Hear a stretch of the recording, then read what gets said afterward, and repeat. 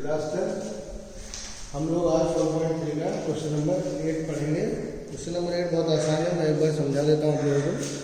7 तक हो चुका था। इसमें कह रहा है कि एक रेलगाड़ी है, उसकी जो एक समान चार्ज अगर वो चले तो वो कितनी दूरी तय करेगा? 360 किलोमीटर पर आवर है। 360 किलोमीटर की दूरी वो तय करेगा। इसमें दूरी जो दिया है क्वेश्चन में 360 किलोमीटर हमें दिया है। अब क्वेश्चन में कह रहा है कि यदि वो 5 किलोमीटर प्रति घंटा की स्पीड से क्या हो जाए अधिक होती तो वो उसी यात्रा को 1 घंटे कम समय लेती। तो हम क्या करेंगे और निकालना इसमें चाल बराबर क्या होगा, रेलगाड़ी की चाल क्या होगी। तो जो निकालना रहता है उसको हम क्या करते हैं, हमेशा एक्स लेते हैं। तो रेलगाड़ी की चाल को हम क्या मान लेंगे, x किलोमीटर पर घंटा मान लेंगे। अब रेलगाड़ी द्वारा लगा समय क्या हो जाएगा, हमें पता है दूरी बराबर 4 इंटू समय होता है। तो हमें समय निकालना करेंगे दूरी अपॉन 4। तो रेलगाड़ी द्वारा लगा समय कितना हो जाएगा, 360 अपॉन x घंटा। 360 अपॉन x घंटा आ गया रेलगाड़ी द्वारा लगा समय, जब वो सामान्य स्पीड से चल रही थी। किस स्पीड से? x स्पीड से चल रही थी।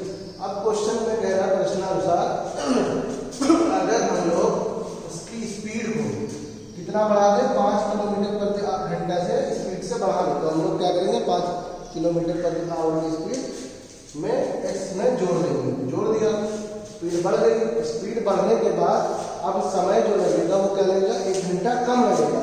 तो इसको हम लोग जब जोड़ दिए तो 360 अपॉन x प्लस 5 जो आएगा वो क्या होगा, इससे 1 घंटा कम रहेगा। अब इन दोनों को बराबर करने के लिए कम वाले में 1 जोड़ दें या बड़े वाले में 1 घटा दें। 5 और 4 को बराबर करना है, या तो इसमें 1 जोड़ दिया तो इसमें से 1 घटा दें। तो मैंने कम वाले में 1 जोड़ दिया है। तो ये इक्वेशन हो गई, बैलेंस हो गई। अब यहाँ से हम लोग क्या करेंगे, एलसीएम लेंगे। एलसीएम लेना आता है, एलसीएम लेंगे, क्रॉस मल्टीप्लाई करेंगे, समीकरण बनेगा। इस समीकरण को आप लोग चाहो तो गुणनखंड विधि से सॉल्व करो, चाहो तो सूत्र लगा के सॉल्व कर दो। मैंने सूत्र लगा के सॉल्व किया है।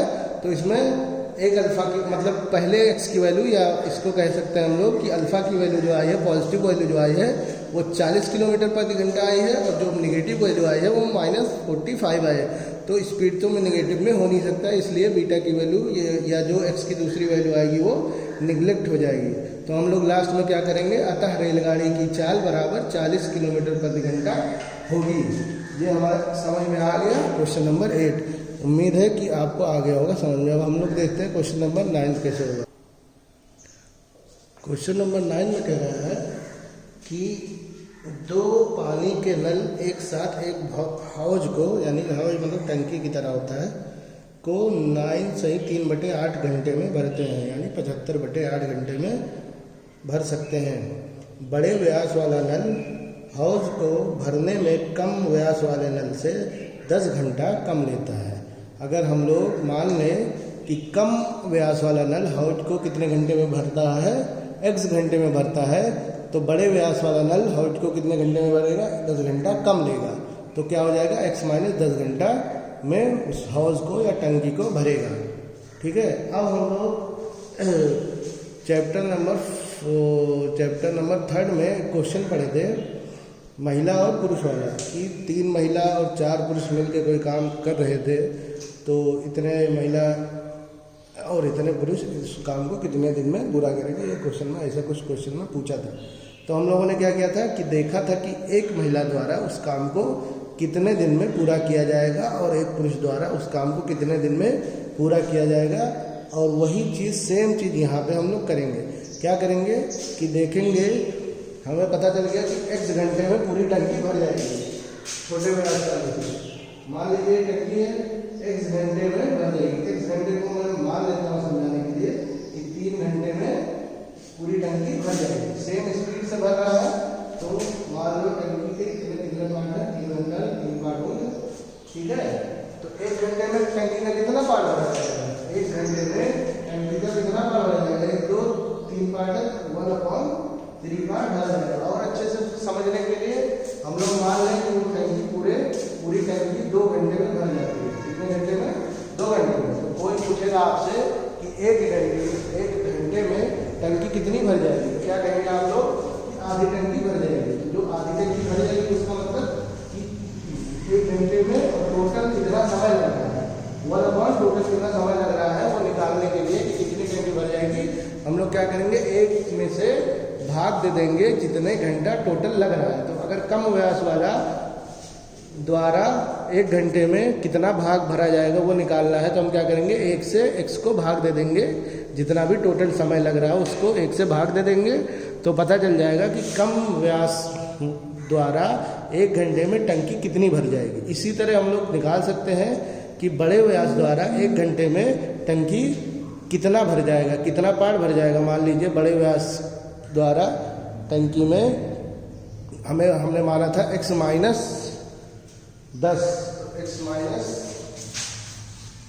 10 रहेगा, यहाँ पे x माइनस 10 भाग भरा जाएगा, ठीक है।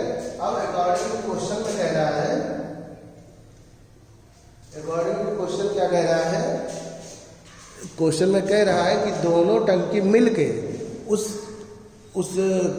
हौज को या उस टंकी को, दोनों नल मिलके उस टंकी को कितने घंटे में भर रहे हैं, 75/8 घंटे में भर रहे हैं। तो अगर 1 घंटे में कितनी टंकी भरेंगे दोनों मिलके वो निकालना है, तो हम क्या करेंगे, 8/75 हो जाएगा, उसका उल्टा हो जाएगा जैसे अभी यहाँ किया था।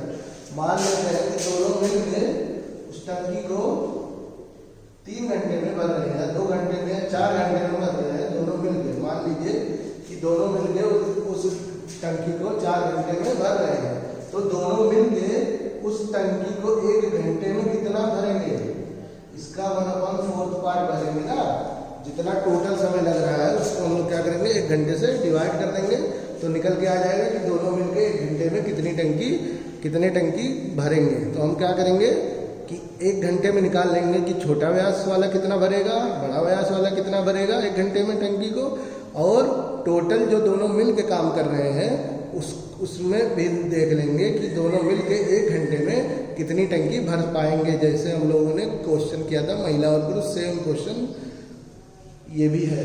अब इसको हम लोग सॉल्व कर सकते हैं आसानी से। 1/75/8 लीटर टोटल है, 75/8 ये क्या हो जाएगा, 8 हो जाएगा, तो हो जाएगा ये 8/75 क्रॉस मल्टीप्लाई करके सॉल्व कर सकते हैं। क्या हो जाएगा, x माइनस 10 प्लस का x upon x into x minus 10 equals to 8/75। अब हम लोग इसको सॉल्व कर सकते हैं, सॉल्व करना सबको आता है, इसको सॉल्व कर सकते हैं, सॉल्व कर लीजिएगा, इसका आंसर आ जाएगा। अगर जो x आएगा इसमें से हम लोग क्या करेंगे, x जो आएगा वो क्या आएगा, कम व्यास वाले नल से कितना समय लगेगा टंकी को भरने में, और बड़े व्यास वाले नल से कितना समय लगेगा टंकी में, उसको निकालने के लिए हम लोग क्या करेंगे, जो x आएगा उसमें से हम लोग 10 माइनस कर देंगे। उम्मीद है कि क्वेश्चन समझ में आ गया होगा। अब हम लोग आते हैं क्वेश्चन नंबर 10 पे। क्वेश्चन नंबर 10 में कह रहा है कि मैसूर बेंगलोर से 132 किलोमीटर की दूरी पे है। तो एक ट्रेन चलती है जिसको हम लोग कहते हैं एक्सप्रेस ट्रेन, एक होती है लोकल ट्रेन, एक होती है सुपरफास्ट। तो इसमें एक्सप्रेस और लोकल का कंपैरिजन किया। कह रहा है जो एक्सप्रेस ट्रेन है वो लोकल ट्रेन से 11 किलोमीटर प्रति घंटे की, ये तो उल्टा लिख दिया यार, एक्सप्रेस जो ट्रेन है वो उसकी स्पीड क्या होगी, अगर हम मान लें एक्सप्रेस ट्रेन की लोकल ट्रेन की स्पीड x, तो एक्सप्रेस ट्रेन की जो स्पीड हो जाएगी वो क्या हो जाएगी, x प्लस 11 किलोमीटर प्रति घंटा। जो एक्सप्रेस ट्रेन होती है वो तेज़ चलती है लोकल ट्रेन से।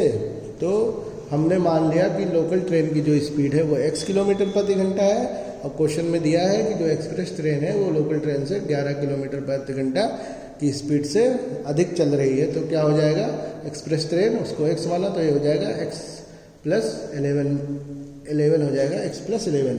अब कह रहा है एक्सप्रेस ट्रेन और लोकल ट्रेन में जो दोनों में जो समय लगेगा उसमें जो डिफरेंस है वो कितने का है, 1 घंटे का है, 1 घंटे का डिफरेंस है।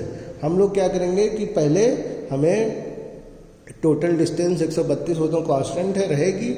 हम लोग क्या करेंगे, एक्सप्रेस ट्रेन द्वारा लगा समय निकाल लेंगे और लोकल ट्रेन द्वारा लगा समय निकाल लेंगे। तो एक्सप्रेस ट्रेन द्वारा लगा समय क्या हो जाएगा 132 अपॉन ये उसका लिखते हैं, ये लोकल ट्रेन द्वारा लगा समय है और ये एक्सप्रेस ट्रेन द्वारा लगा समय है। तो क्या हमें पता है कि जो एक्सप्रेस ट्रेन है वो 1 घंटा कम लेगी किससे, लोकल ट्रेन से। तो इसका उल्टा हो जाएगा, ये हो जाएगा 132 अपॉन एक्स। लोकल ट्रेन 1 घंटा ज़्यादा लेगी, जब धीरे चल रही तो 1 घंटा ज़्यादा लेगी, समय सबको पता है। जो धीरे चलेगा उसको टाइम लगेगा ज़्यादा, 1 घंटा ज़्यादा होगी तो ये क्या आ जाएगा एक्सप्रेस ट्रेन। ये हो गया किसके द्वारा लगा समय, लोकल ट्रेन द्वारा लगा समय। ये हो गया एक्सप्रेस ट्रेन द्वारा लगा समय। दोनों का जो डिफरेंस दे रहा है क्वेश्चन में कितना देना है 1 देना है। तो यहाँ से हम लोग क्रॉस मल्टीप्लाई करेंगे और एक्स की वैल्यू हमारी आ जाएगी। जब एक्स की वैल्यू आ जाएगी तो हम लोग लोकल ट्रेन की स्पीड और एक्सप्रेस ट्रेन की स्पीड दोनों की स्पीड निकाल सकते हैं। अब आते हैं हम लोग क्वेश्चन नंबर 11। क्वेश्चन नंबर 11 बहुत आसान है। इसमें कह रहा है 2 वर्ग है, हमने मान लिया एक वर्ग की साइड ए दूसरे वर्ग की साइड बी, वर्ग में सारी साइड बराबर होती हैं। तो कह रहा है क्वेश्चन में कि दोनों के वर्गों का स्क्वायर, दोनों का वर्ग क्या होगा, वर्ग का जो क्षेत्रफल होता है वो क्या होता है ए स्क्वायर, दूसरे का क्या होता है बी स्क्वायर। तो ए स्क्वायर प्लस बी स्क्वायर का योग दे रहा है, दोनों का जो क्षेत्रफलों का योग है वो दे रहा है 468। तो उसको हम क्या मान लेंगे इक्वेशन नंबर 1। इसी तरह दोनों के परिमापों का जो डिफरेंस दे रहा है वो कितना दे रहा है 24 मीटर।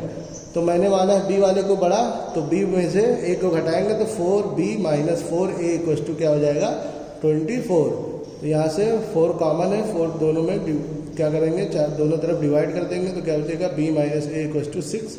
यहाँ से a माइनस में है तो उधर चला जाएगा प्लस हो जाएगा, तो b equal to a plus 6 हो जाएगा। अब इस b equal to a plus 6 को हम इक्वेशन नंबर 1 में पुट कर देंगे तो हमारा जो द्विघात समीकरण बनेगा वो एक चर का बन जाएगा। और वहाँ से हम लोग चाहे तो सूत्र लगा देंगे, चाहे तो गुणनखंड करके इस क्वेश्चन को सॉल्व कर सकते हैं और हमारा दोनों वर्गों की जो साइड है वो निकल के आ जाएगी।